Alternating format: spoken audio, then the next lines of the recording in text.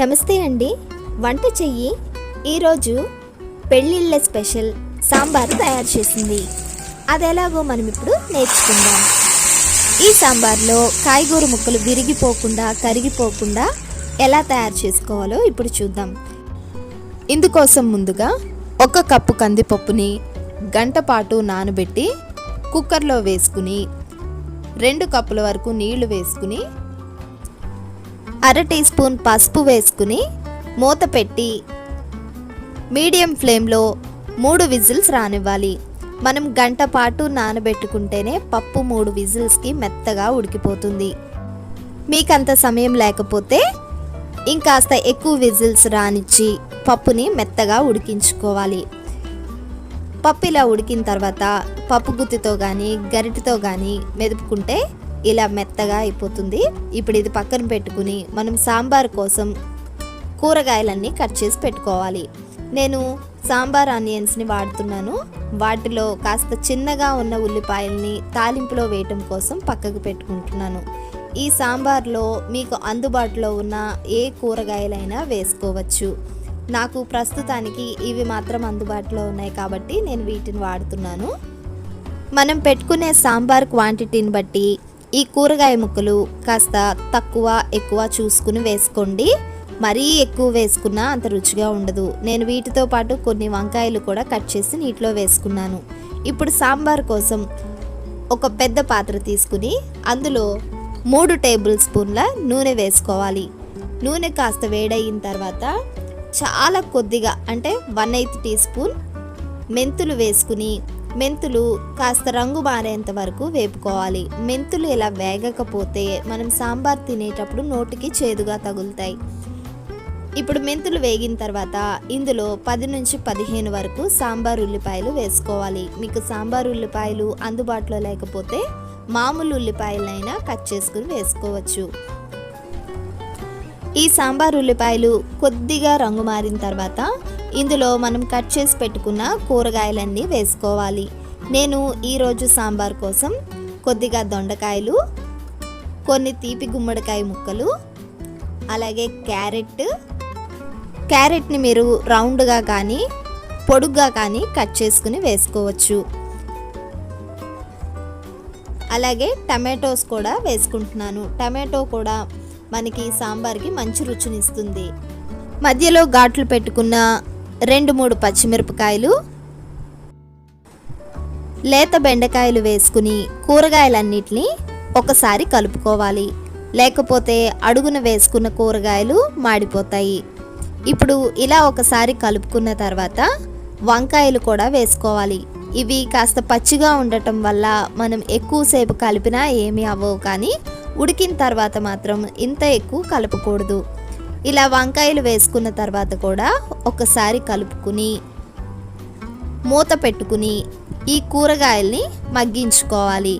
ఇవి త్వరగా మగ్గడం కోసం ఇందులో 1/2 టీ స్పూన్ పసుపు, రుచికి సరిపడా రాళ్ళుప్పు వేసుకోవాలి. మీకు రాళ్ళుప్పు అందుబాటులో లేకపోతే మామూలు సాల్ట్ అయినా వేసుకోవచ్చు. ఇప్పుడు ఇవి వేసుకున్న తర్వాత మూత పెట్టి 3 నుంచి 5 నిమిషాల పాటు చిన్న మంట మీద కూరగాయల్ని ఉడకనివ్వాలి. 5 నిమిషాల తర్వాత చూడండి, కూరగాయలు మగ్గిపోయినాయి కదా. ఇప్పుడు వీటిని జాగ్రత్తగా ఒకసారి కలుపుకోవాలి. మీకు విరిగిపోతాయి అన్న డౌట్ ఉంటే మాత్రం కలపకండి. అడుగున మాడిపోకుండా ఉండటం కోసం ఒక్కసారి కలుపుకుంటే సరిపోతుంది. ఇవి పూర్తిగా ఉడికిపోకుండానే ఉండాలి. అంటే ఒక 70 నుంచి 80% ఉడికితే మాత్రం మనకి కూరగాయలు విరిగిపోకుండా ఉంటాయి. ఇప్పుడు ఈ కూరగాయల్లో 300 ml వరకు నీళ్లు వేసుకుని కూరగాయల్ని పూర్తిగా ఉడికిపోనివ్వాలి. ముక్క పూర్తిగా ఉడికిందో లేదో నేను ఒక గుమ్మడికాయ ముక్కను తీసి చెక్ చేసుకుంటున్నాను. మీరు కూడా మీరు వేసుకున్న కూరగాయల్లో ఉడకడానికి కాస్త ఎక్కువ టైం పట్టే కూరగాయల్ని చెక్ చేసుకోండి. గుమ్మడికాయ కూడా పైకి చాలా గట్టిగా ఉంటుంది కానీ చాలా త్వరగానే ఉడికిపోతుంది. ఇప్పుడు ఈ కూరగాయలన్నీ చక్కగా ఉడికిపోయినాయి కదా. వీటిని మరీ ఎక్కువ కలపకుండా ఉంచాలి, లేకపోతే ముక్కలన్నీ విడిపోతూ ఉంటాయి. ఇప్పుడు ఇందులో ఒక పెద్ద నిమ్మకాయ సైజ్ అంతా చింతపండు నుండి తీసిన చింతపండు రసం వేసుకోవాలి. చింతపండు రసం వేసిన తర్వాత కూడా చాలా జాగ్రత్తగా ఒక్కసారి అటు ఇటుగా కలుపుకుని ఇందులో 1 టేబుల్ స్పూన్ కారం వేసుకోవాలి. మీకు కారం పులుపుని బట్టి కాస్త ఎక్కువే పడుతుంది, చూసుకుని వేసుకోండి. ఇప్పుడు కారం నీటిలో బాగా కలిసిపోయేంత వరకు కలుపుకోవాలి. అంటే మీరు గరిటెతో ముక్కల్ని కదపకుండా నీళ్లలో మాత్రమే గరిటె కదుపుతూ ఉంటే కారం చక్కగా కలిసిపోతుంది.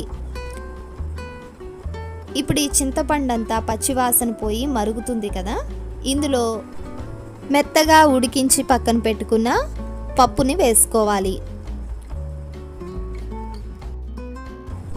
పప్పు వేసుకున్న తర్వాత కూడా మరీ ఎక్కువ కలిపేయకుండా పైన ఒక్కసారి అటు ఇటుగా కలుపుకుని ఇదంతా మరొక 5 నిమిషాల పాటు ఉడకనివ్వాలి.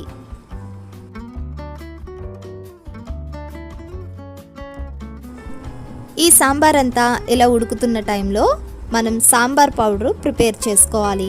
ఆల్రెడీ నా ఛానల్లో సాంబార్ పౌడర్ని ఎలా ప్రిపేర్ చేసుకోవాలో ఒక వీడియో పెట్టాను. మీ దగ్గర హోమ్ మేడ్ సాంబార్ ఉన్నా పర్వాలేదు, రెడీమేడ్ సాంబార్ ఉన్నా పర్వాలేదు, ఏ బ్రాండ్ అయినా బాగుంటుంది.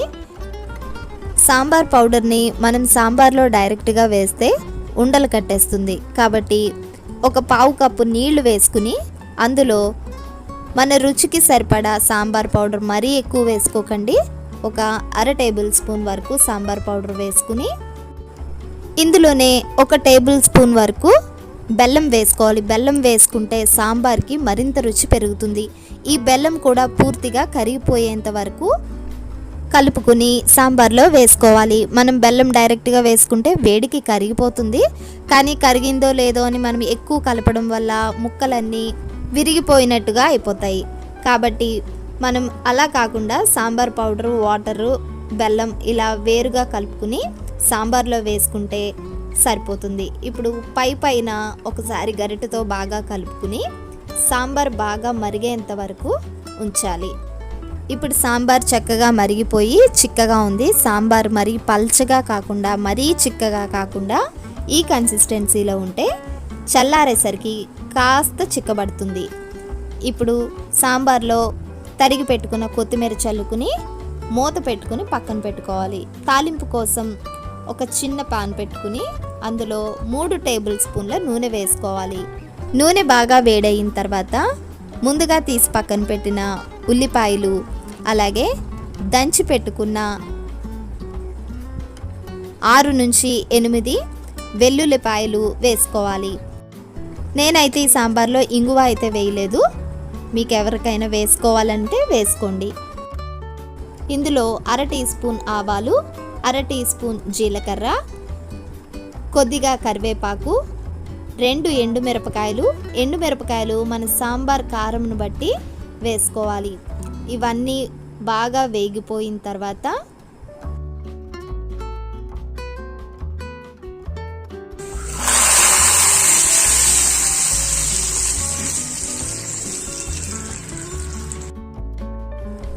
తాలింపు వేసుకోవాలి. తాలింపు వేసుకున్నప్పుడు ఇలాంటి సౌండ్ వస్తే భలే ఉంటుంది కదా. ఇప్పుడు ఒకసారి సాంబార్ని పైన ఒకసారి కలిపి మూత పెట్టుకుంటే ఈ తాలింపు వాసన కూడా సాంబార్కి చక్కగా పడుతుంది.